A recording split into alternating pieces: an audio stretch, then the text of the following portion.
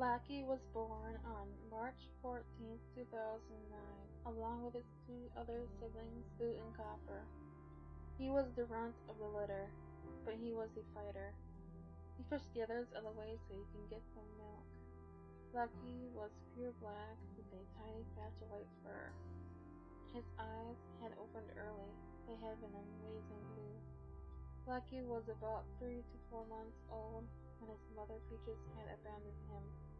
She had left the house and never returned. As Blackie grew older, his eyes turned green. He started getting into trouble and breaking things.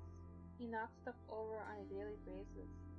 When spring came around the following year, his siblings and he went walking in the creek with me. It had been dried out by May, so we were able to walk inside it. I heard a gunshot and ducked down. It scared the kitties and I. All three of them stayed by me. Blackie led the way as I proceeded cautiously. I didn't want to get shot at. A couple months passed by and Copper and Boo both disappeared. They never returned either. I believe Blackie had succeeded in chasing them off or did something worse. When winter came around, Blackie had a girlfriend. She was a pretty gray cat who was most likely older than him.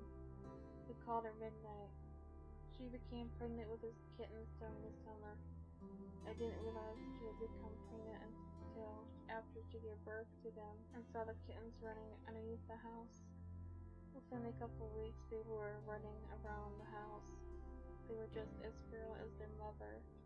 We named the girl kitten that looked so much like Blackie, Shadow. The others ran away before we could name them. Blackie's girlfriend ran away too.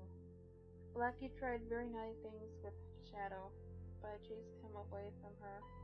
Before I moved up to live with my father, he released her into the wild, which I wasn't very happy about. She hadn't tamed down, so she didn't return. When my father passed away 18 months later, Blackie and I moved to live with my mother. Blackie didn't get along with the other cats at all. He fought with the others almost on a daily basis. I would break up their fights. Blackie really started warming up towards my mother. He liked being in her arms. He also liked the handouts she gave him as well. After a year had passed, the fights occurred only a few times a week. The others became brave enough to enter the living room again. Blackie had gotten into a fight with an orange tabby male cat the week before he got sick. I noticed at the end of June he was hardly eating. He was also losing a lot of weight. I had to wait until the 5th of July to take him to the vet because of the holiday weekend. Plus there was no emergency vet near us. I found out over the phone Blackie had feline leukemia. I had cried. They gave him treatment and my mother and I picked him up the next day. His bill was over $200, but he was worth it.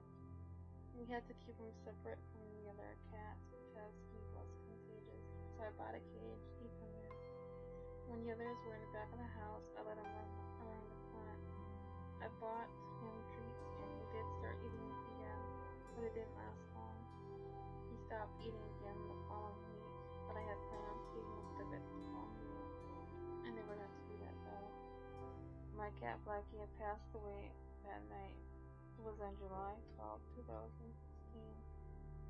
I cried a lot that night and gave him a proper burial the next day. All I can say is that he will be missed. I should have told him I loved him more often.